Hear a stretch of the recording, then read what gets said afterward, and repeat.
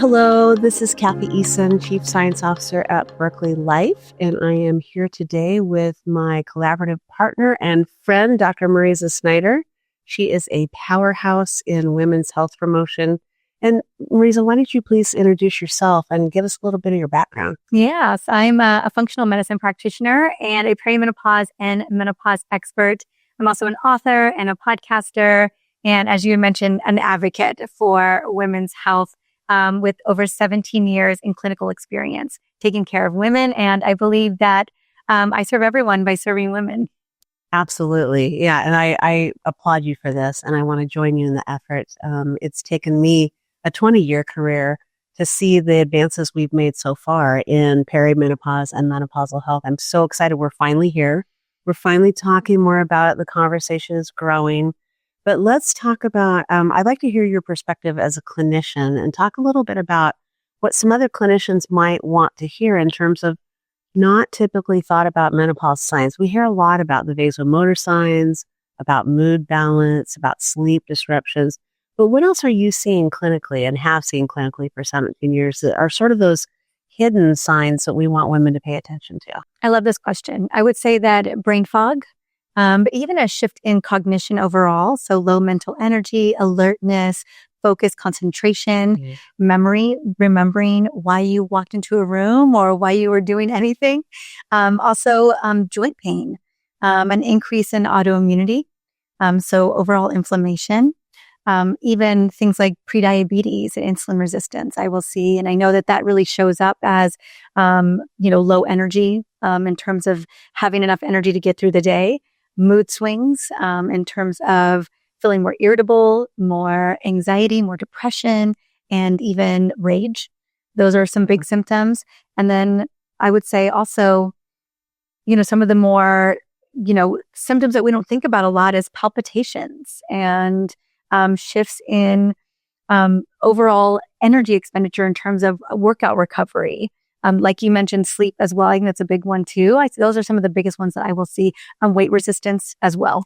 Yeah, I think women are really, that's the thing they feel the most, right? Mm-hmm. They come to us and they say, I just can't get my weight under control. My old workout isn't working for me the way it used to. This is our opportunity to talk about why blood flow matters, why nitric oxide or blood flow matters, how it contributes to everything from digestion and metabolism, also their immune function.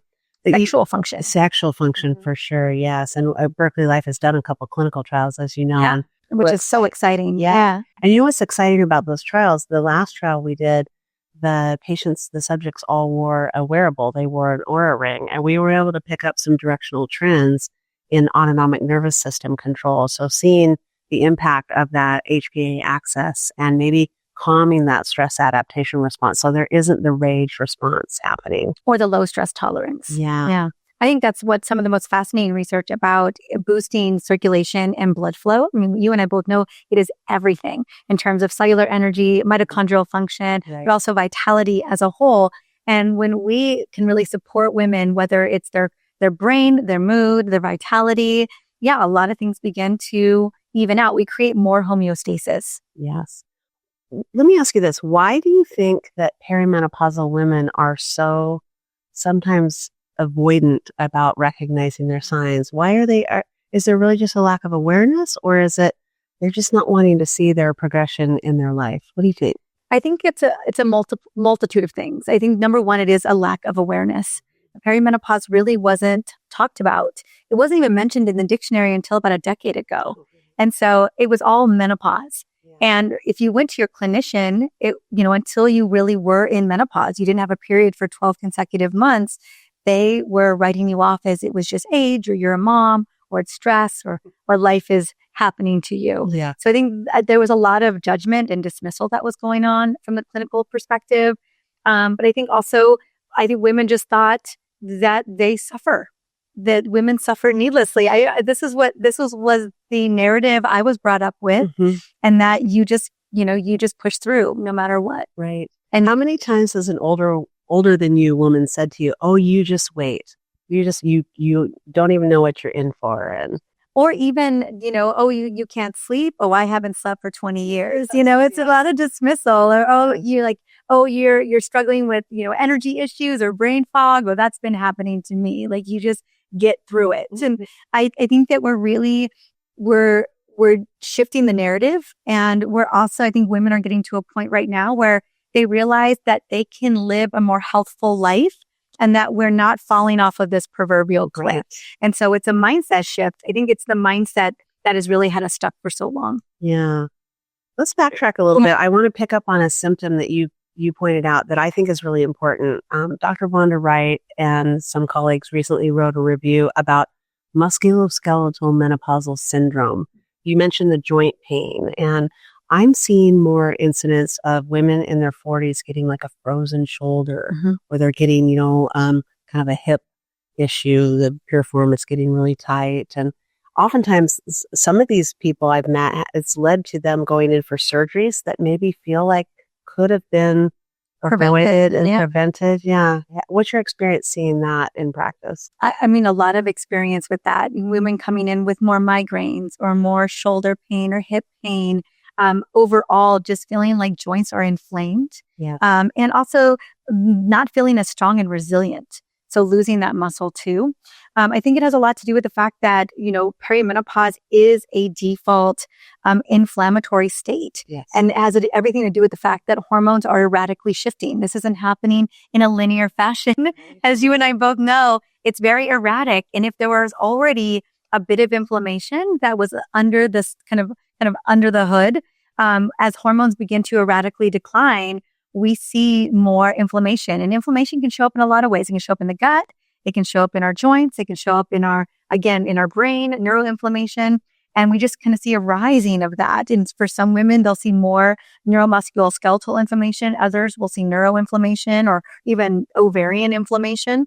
And so I think it's really important for us to, again, have strategies and tools that we can leverage, like nitric oxide, increasing blood flow, having hormone replacement therapy, focusing on nutrition that's going to support the gut and overall reduce inflammation in the body. Right. Have you seen any evidence in your own practice of women experiencing enhanced benefits of their HRT by using nitric oxide? Because we know boosting blood flow is carrying hormones better, but isn't it also increasing receptivity at the receptor site? Exactly. That's what I was going to say. It's all about that receptivity. Like even exogenous hormones, you can put hormones in the system, but if we don't have good receptivity at the receptor site all over the body and pretty much almost every organ system, we're not going to see the level of boost. I always talk about how important it is for us to be healthy hosts for our hormones.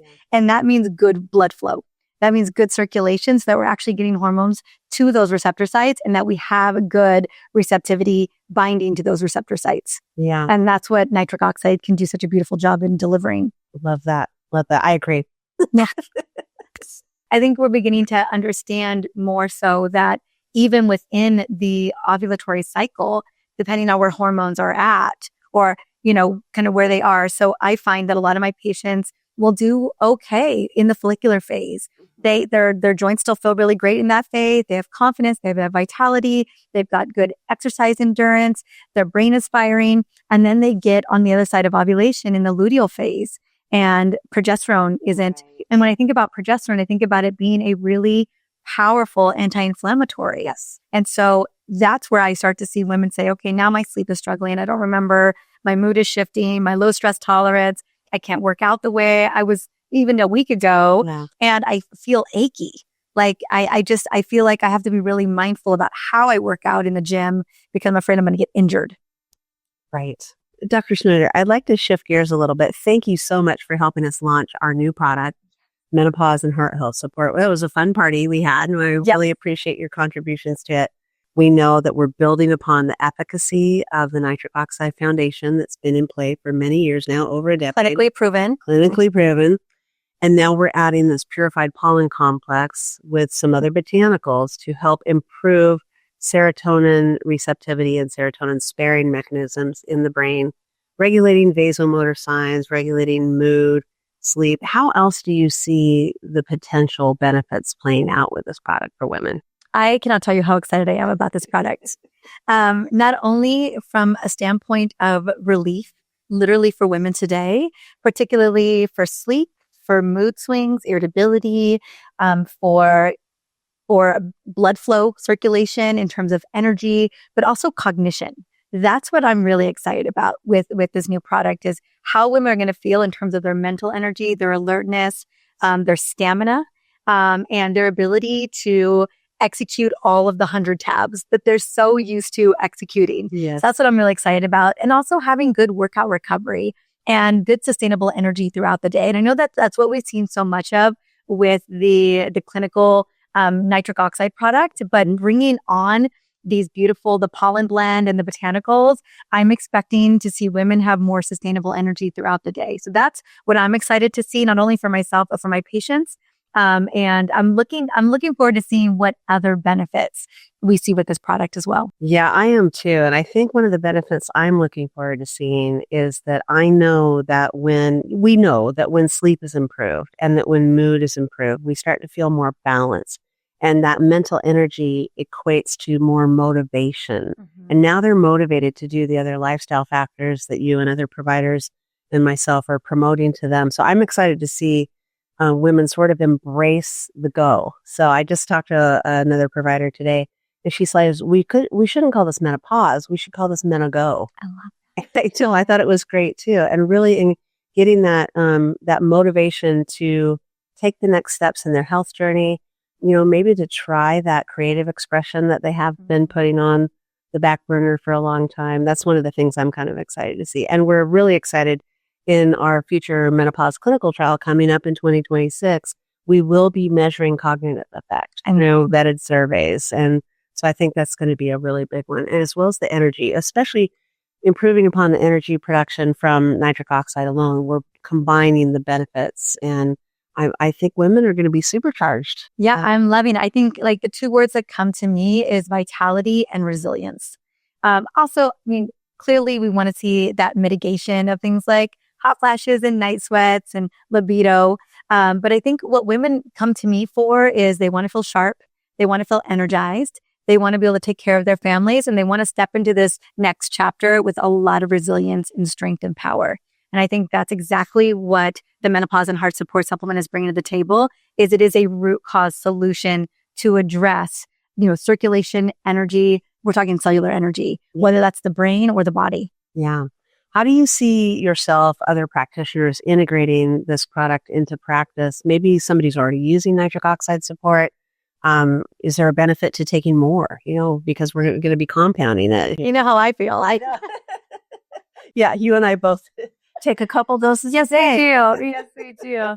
I think number one, starting women earlier than we think. A lot of my women are in perimenopause, but even early perimenopause. The moment that women are beginning to notice a shift in mood, a shift in cognition, a shift in energy levels, this is the time to start them on it.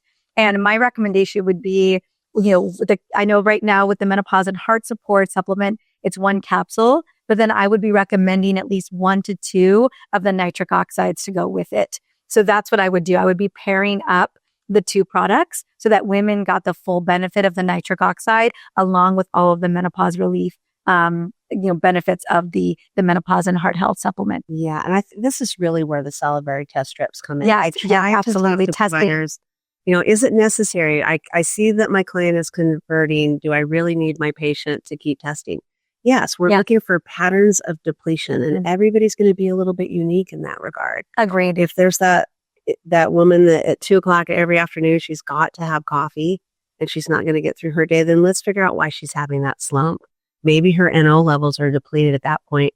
It's a perfect time to take another dose and take another boost. Agreed. And I love the test strips. I think they're phenomenal, especially around awareness. But also if you are feeling like you're hitting a wall at 2:00 or 3:00 in the afternoon, that's the time to boost that blood flow. Yes. This is usually when I chew a piece of gum. Yeah. I like to sort of have the quick get up and go. The dosing of a capsule takes a little bit longer.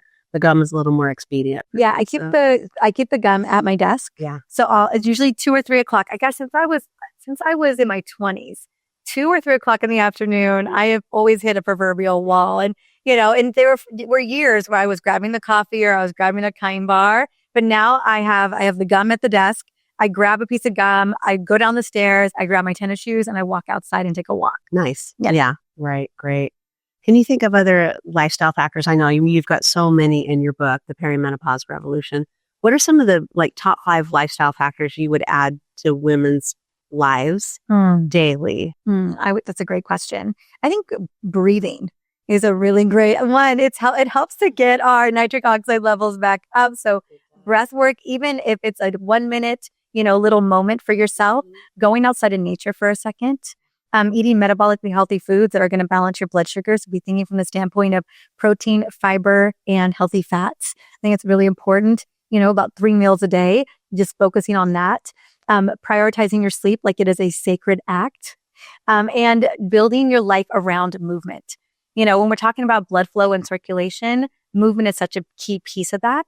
Yeah. I think it's important that we are supplementing, because I know not always moving as much as we should, right. But even mini exercise snacks or going up and down your stairs or taking a walk to kind of reset the system, I think is really helpful. Well, like you threw out the squat challenge on your socials, and it reminded me, my best friend has told me for years, always do squats while you're brushing your teeth. And so now I'm doing squats while I brush my teeth because you threw out the challenge. I love it. Yes. This is what women do. We lift each other up with, a little competitive nature, but also just let's make it fun. It doesn't have to be drudgery. No, and it can be short bursts of movement. Yeah. I think it's important, especially as we're beginning to experience these changes, and it can feel hard when your body's changing without permission.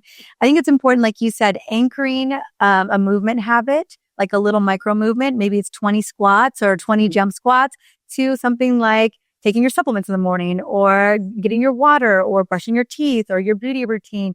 For me, I'll do 60 squats while I'm running the bath for my son every night. And that's usually after dinner. So if I haven't done some level of movement, I know that I'm going to go run the bath and do my 60 squats. And that's no one's bothering me when I'm doing my running the bath. They're like, okay, mom's running the bath. So I'll get that movement in there. That's excellent use of time. Yeah. And women like to multitask. Yeah, we love, I love a good multitask routine, where I'm like, okay, how can I anchor movement into something I'm already doing? Yeah. What about, what are some, besides the metabolically healthy diet, the movement snacks, the sleep? I'm a big believer in sleep hygiene, but are there other nutrients or supplementation that you think blends really well or maybe another therapy? How do you feel about using NO with the bioidentical hormones? We kind of talked about it. I know we talked about it briefly, but I absolutely agree. We're talking about hormone receptivity. And also, really, in order to get these hormones to the organ systems that we need good blood flow. And so, when it comes to becoming a healthy host for hormones, especially the hormones that you have and the exogenous hormones you're bringing in menopause or even perimenopause, making sure that they're going where they need to go is really important. And so we'll see that even with vaginal health, libido, sexual health. We'll see that with overall cellular energy, mitochondrial production, how your brain is functioning. So pairing that, that's what I'm doing. I'm pairing the NO. Now that we've got the menopause product, I get to do that too. Yeah. But I'm pairing the NO with HRT, and I feel significantly more energized. My brain feels better, more like I just fire on all cylinders significantly more than I did even about a year ago. Oh, that's great. Yeah. So I'm feeling better at 46 than I was at 45. And I will take that to the bank. Absolutely. Absolutely. I feel the same way. I feel like had I really focused on this when I was younger, then perimenopause and menopause would not have been so problematic. And I actually had a relatively easy time. I'm one of those people, though, that I'm postmenopausal. My symptoms didn't really show up until I was postmenopausal. Or was I really ignoring some symptoms that I wasn't seeing? It's really hard for me to tell. But I think, things like the vasomotor regulation came on for me much later. What about, let's say a woman's 30 and starting to notice cycle variations? What do you tell that young woman? I think that's a great question. I think number one is to keep tracking your menstrual cycle. And it's really important so that you pick up on the nuances of the changes that are happening for you. Like, how are you feeling in the follicular phase versus the luteal phase? Are you actually okay the first half of that luteal phase, but then you really have a hard time in that late luteal phase? And are we seeing not only cycle changes, but are we the shortening of the cycle? So I think that type of data is important. When you go to your clinician, they're going to probably ask for that data anyway. So if you already have that data to advocate for yourself, even better. I also recommend to women looking at DEXA scans. So looking at bone density, looking at overall lean body mass versus, adiposity. So just understanding what's going on there.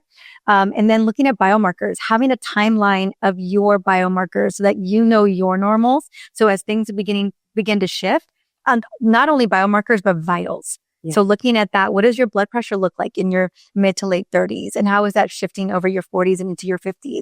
All of that data, I think, is really important, not only for you understanding what's going on with your body, but also for you to advocate for yourself in your doctor's office. Because when you go to your doctor at that age, you're going to be told that you're too young. Yes. You're going to be told that, it's just stress. You need to exercise more and eat less or whatever the conversation is. Or often we see a misdiagnosis when women are struggling at that time for, this is just depression and anxiety. Here's an SSRI. Yes, absolutely. And now we have a alternative to that. Yes, we do. Purified pollen complex that has been clinically proven, and we are going to clinically prove with our own studies that this has an impact on that serotonin sparing mechanism. And I think it's going to be a game changer. I think so too. I think we're going to see women having less of a low mood. Yes. Even cyclical, especially if we're talking to women in late perimenopause going into early menopause, because it all feels like a gray area. Yeah. I think that's why women are like, well, what is this? So that low mood, that feeling of anxiety, and also the irritability, just not feeling like yourself anymore. I think we're going to be able to address the root cause of that. Yeah. Love it. Mm-hmm. Dr. Snyder, let's do some menopausal, perimenopausal symptom myth busting. Love it. Okay. Hormones are the only thing that changes. Oh my goodness. I'm excited to debunk this myth. And I think the way that we think about hormones, that myth needs to shift as well. I think we've always thought about hormones as just being reproductive hormones, right? That it's bikini medicine. That the only thing that's different between us and men is between the bikini area. And now we know that these hormones are whole body hormones. They are immune system regulators. They are neuroregulators. They're supporting our cardiometabolic health and our blood flow. And so I think when we come from the standpoint that these hormones are communicating with all organ systems of the body, this is a whole body affair. It really shifts the conversation that we need to be looking at a woman's cardiometabolic health, her bone health, her muscle health, her brain health. That, and even her sexual function, all of that is wrapped into perimenopause and menopause and beyond. Yeah. Don't you think we sort of take it for granted that 30-year-old women are having great sex all the time? Yes, exactly. I think it's important to note that when hormones are shifting erratically, that it's going to have an effect on our sleep, on our motivation, our confidence, our libido. Libido is often a state of feeling. It's not just, vaginal lubrication. It's so much more. It's biopsychosocial. It's also circulation, making sure that we have good blood flow to our reproductive organs, to our clitoris, to our vagina, so that we actually have good, robust orgasms. Yes. Like it's all of that. That's the conversation we'd be having, that it's more encompassing than, we're kind of feeling flat. Myth busting also. All women experience hot flashes. A majority of women can experience night sweats and hot flashes, but there's a lot of women that don't. And those are not the only symptoms of perimenopause and menopause. As we talked about earlier, it is a whole body affair. And the majority of my patients are coming to me because they don't remember why they walked in a room. They're struggling with irritability when it comes to their family and their partner. They're struggling with shoulder pain, joint pain. And for the most part, they just don't have the energy to do the things that they want to do. I would say the number one symptom that I hear from women in menopause, especially early menopause, is that I don't feel like myself anymore. And the number one complaint is typically not hot flashes and night sweats. It's that they're really grappling with their very identity because they don't feel as productive as they used to be. Yeah. And that's tragic for the family. That's tragic for community. Yeah. It's tragic for the world. Yeah. I think it's $26 billion or more that we lose every year in the U.S. due to absenteeism and healthcare costs. Yes, I've read that statistic too. And then that equates, just as we're talking about dollars and healthcare costs, that equates or helps us set the stage for what's ahead for a woman's life as she ages. We know about the silent disease that is cardiovascular disease in women. It's the number one killer of women, not only in the United States, but also on a global scale. And there's a lot of silent signs that are related to that perimenopause, menopausal transition that aren't being talked about. You want to talk about some of them? I do. I absolutely do. I love this question. I even think, a big sign that we should be looking out for is going to be our energy levels, how we feel, our mental energy. I think that's going to be important, but also looking at our biomarkers in terms of, are we insulin sensitive? It's one of the biggest root causes for cardiovascular disease. Where are our blood sugar levels? Where are our lipids? Is our blood pressure creeping? I think these are all things that we should be looking at from as early as our late 30s to early 40s so that we have a baseline of what is going on. So those would be things I would be looking out for. Also symptoms of kind of, potentially early cardiovascular signs and symptoms are going to be, just kind of tiring out, in an early part of your workout. You and I have talked about feeling winded, going upstairs. Yes. That's a big one. Also, gaining weight in the belly area, more visceral belly fat. That's a big concern too for cardiometabolic disease. It is. It's a big risk factor. And also, you mentioned earlier, monitoring vitals. This is something I've been trying to teach women to do. Not many women actually are in tune with themselves and can take their pulse. I encourage home blood pressure testing with all my patients as well too. I like them to be a little more aware. We're taught to do breast self-exams to check for lumps and bumps and potential for cancer. We're not really taught to measure our respiratory rate or measure our heartbeat or our heart rate variability. And now we have great devices and things like that. But I still, as a body worker, I also still like people to be in touch with their body and in tune. So I teach pulse taking and I teach them how to take their blood pressure and stay consistent with it so that those silent signs don't creep off on them unexpectedly and they start to pay attention a little bit sooner. I agree. Well, and then, one of the things we talk about a lot is that blood flow is everything. And nitric oxide is that vitality molecule that if it's depleted, you are going to feel it. And so looking at your nitric oxide levels every single day, we can do that. So if you're measuring your heart rate variability and your resting heart rate, and maybe you're even measuring your blood glucose levels with a continuous glucose monitor, equally important to be looking at your nitric oxide levels every single day. 10-second test. Yeah, it's so fast. We don't need time to do it. We can add it to that list. Yes. Yeah. I think we're entering a time of bioobservability. And especially for women, that's so important. For me, I was taught to not really trust my intuition, to just kind of push forward at all costs. And I didn't listen to my body for many years. I didn't understand what was going on with my menstrual cycle. And I wondered why I felt good one part of my month and then kind of hit a wall the second part of my month in my cycle. And so wearable data has been really great for me. I've gotten much better, and a lot of my patients are much better at listening to their bodies now. But I think sometimes connecting the dots between that data and that information that we can collect on ourselves can be so helpful in connecting to, this is how I'm feeling right now. Like my heart rate variability isn't great today. Also, I do not feel great today. I don't have energy in the tank. So I think data is going to be really helpful for women as we navigate menopause and beyond. Yeah, it sort of justifies the awareness they're building, but that's okay, Yeah. Because the awareness is there, the recognition that I don't feel great, I need to do something differently. It's great about it.